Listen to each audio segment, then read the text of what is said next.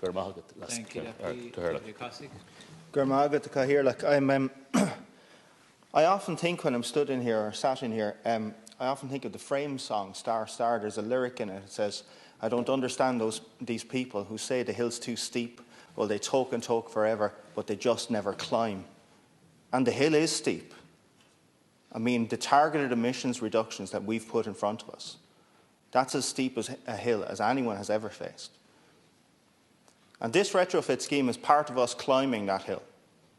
Rather than moving around the opposition fridge magnets of missed opportunity or whatever else, this is us getting on with the job of work that's in front of us. And an exceptionally important job of work. And one that provides huge opportunities. What we're doing by funding this retrofitting scheme into the future in an ambitious way, and by the way, leveraging some private wealth in order to do that, something that Deputy Boyd-Barrett should in fact be welcoming, unlocking that wealth and putting it to work productively within our community, something you should be welcoming. But we're providing certainty into the future so that the jobs can be created, the structures can be created. I'm thinking of regional structures like the Waterford Energy Bureau, for example. They know now for the next decade in front of them the job of work that they have to do. I'm also thinking of small businesses, because this isn't work that can be outsourced to the Far East or anything like that. Small businesses in Waterford, I'm thinking like Enerpower, Sunstream Solar, Redfoot Roofing. These are all small businesses employing within the community, taking on the likes of the skills that Deputy Matthews outlined, putting them to work in the community. Thinking about regional training centres, and we know the Waterford Wexford ETB, for example, they led out first on the Centre of Excellence for retrofitting. And I'm thinking as well of the regeneration opportunity in the centres of our towns and villages.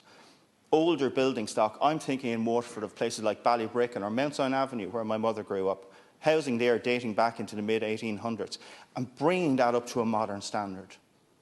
Or I'm thinking of the places that I went to school, Listogan and Larchville, 1970s social housing. Again, they will be brought up to that modern, livable standard and providing a better standard of living for the people that are in it. Deputy Whitmore highlighted the challenges with the number of workers. Absolutely. But it's a huge opportunity as well. This is good, clean work, solid jobs from here into the future.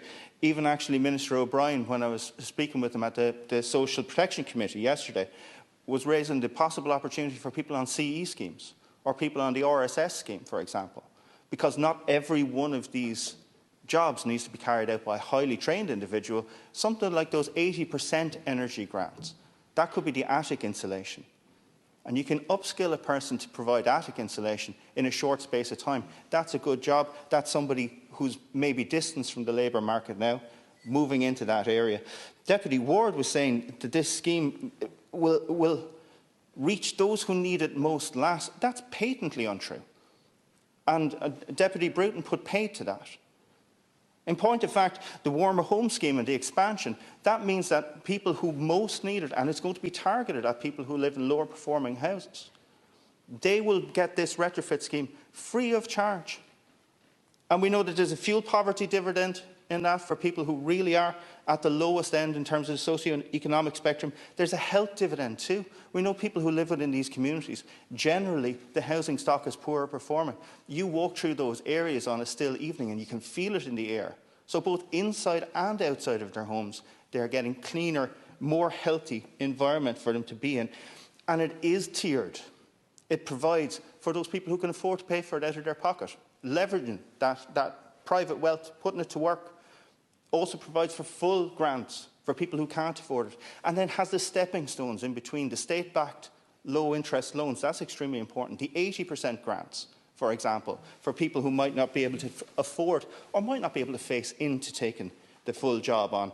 I do agree that there are some issues around rented accommodation. We need to make sure in intergenerational terms we're not pulling the ladder up behind us.